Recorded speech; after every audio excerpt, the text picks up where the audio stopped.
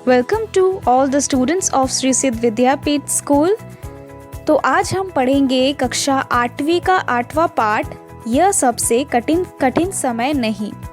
तो बच्चों, इस पाठ के लेखिका हैं जया जादवानी जी, जिन्होंने इस पाठ की रचना की है। ये कविता लिखी है यहाँ पे वो अपने कुछ आशावादी दृष्टिकोण हमारे साथ बांटना चाहती हैं और वो इस कविता में वही दृष्टिकोण प्रस्तुत कर रही हैं। तो चलिए इस पाठ को शुरू करते हैं।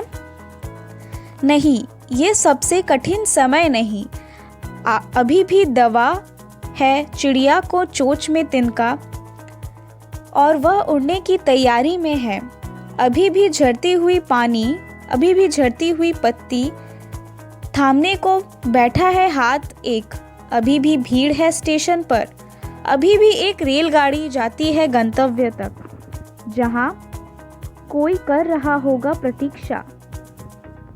तो चलिए अभी इतने तक की हम लोग सारांश जानते हैं, व्याख्या जानते हैं। तो जया जी के अनुसार चाहे आज चारों ओर अविश्वास फैला हुआ है, किंतु अभी भी उनके मन में एक आशा की किरण बची है कि नहीं, कहीं ना कहीं अभी भी अच्छाई होती है, कहीं ना कहीं अभी भी बुरा का भला होता है। तो वह वहीं पे हम लोगों को कहती हैं कि यह सबसे बुरा समय बिल्कुल नहीं है, आशा रखो, अच्छा समय ज़रूर आएगा। और यह इस पंक्ति में यह कहती हैं कि अभी चिड़िया अपना घोंसला बनाने के लिए तिनका बटोर रही है। अभी भी पेड़ से टूटकर गिरने वाली पत्ती को थामने वाला एक हाथ बचा हुआ है। अभी भी स्टेशन पर इंतज़ार करने वाली यात्रियों को अपने सही स्थान पर पहुंचाने के लिए एक ट्रेन आती है। यानी इन सारी चीज़ों को अगर हम अपने जीवन से जोड़ें तो अभी भी हम अपने जीवन यापन के लिए, अपने घर बनाने के लिए, अपने खाना बनाने के लिए, अपने खाना जुगाड़ करने के लिए अभी भी हम बुरे वक्त का सामना कर रहे हैं।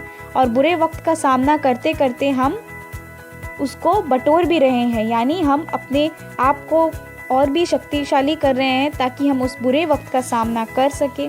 और जैसे अभी भी पेड़ से टूटकर जो पत्ती का वर्णन किया गया है, यानी अगर हम हार जाते हैं, सोचो हम लोग आशा छोड़ ही देते हैं, निराशा हो जाते हैं कि नहीं, ये बुरा वक्त तो अभी नहीं जाएगा, तो और हम गिर जाते हैं, तो वो गिरने के लिए कोई ना कोई, किसी ना किसी अच्छे व्यक्ति का, भले व्यक्ति का हाथ ज़रूर होता है ताकि वो हमें गिरने ना दे और हमारा हाथ थाम ले।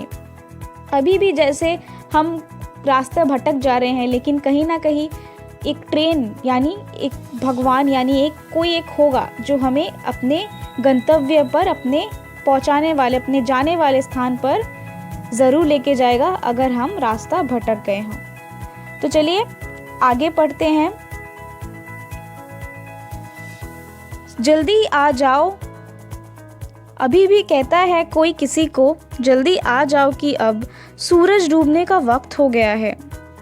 अभी कहा जाता है उस कथा की आखिरी हिस्सा जो बूढ़ी नानी सुना रही न सदियों से दुनिया के तमाम बच्चे को, अभी आती है एक बस अंतरिक्ष के पार की दुनिया से लाएगी बचे हुए लोगों की खबर। नहीं, यह कठिन समय नहीं। तो इस पंक्ति में जया जी यह कहती हैं कि जब तक कोई किसी का इंतज़ार कर रहा है और कर रहा है कि सूरज डूबने का समय हो गया है, जल्दी घर आ जाओ। यानी जैसे कि हम अगर कहीं बाहर जाते हैं तो हमारे मम्मी पापा हमारा इंतज़ार करते हैं कि सूरज डूबने तक कि जल्दी वापस घर आ जाओ। और वो यह भी कहती हैं कि जब तक बूढ़ी नानी या फिर दादी हमें जो कहानियाँ सुनाती हैं वो सुनाई जाती रहेंगी, तब तक आसमान में भी एक दुनिया बसता रहेगा, तब तक सबसे बुरे समय भी नहीं आ सकता। यानी यह हमारा कठिन समय तो बिल्कुल ही नहीं है।